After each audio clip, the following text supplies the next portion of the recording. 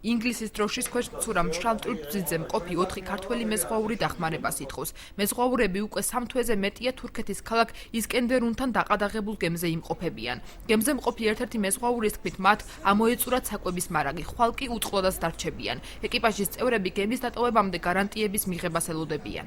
საჭმელი, სასმელი არ აქვს ბავშვებს, ელემენტარული პირობები არ აქვს გემზე, გემის მფლობელი წასულია როგორც ეთყობა, ასე გაგვაგებინეს. ხელფასებზე ზედმეტია უკვე ლაპარაკი.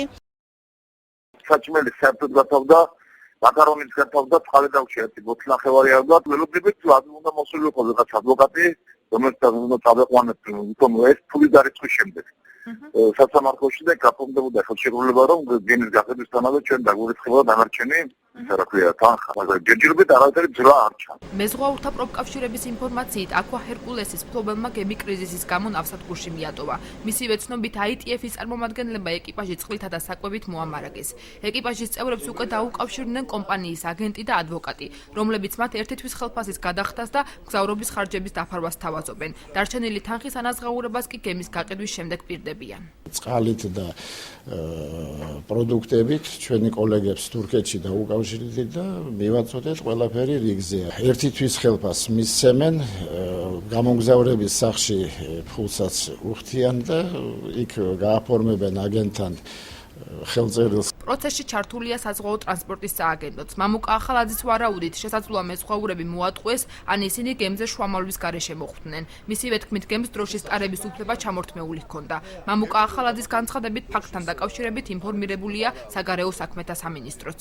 უკვე 2013 წლის სექტემბრიდან აღარ იმყოფება დიდი ბრიტანეთის დროშის ქვეშ, მას არა აქვს უფლება იცუროს ზოგადად.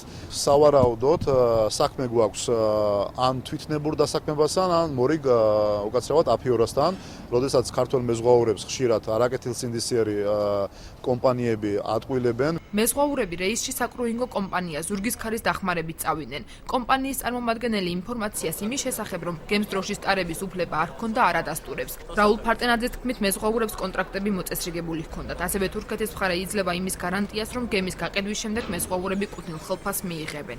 ჩვენი საშუალებით მოხდა ამათი გამგზავრება. ჩვენ დავეხმარეთ ენის ბარიერი ჰქონდათ და დავეხმარეთ ერთმანეთთან მოლაპარაკებაში.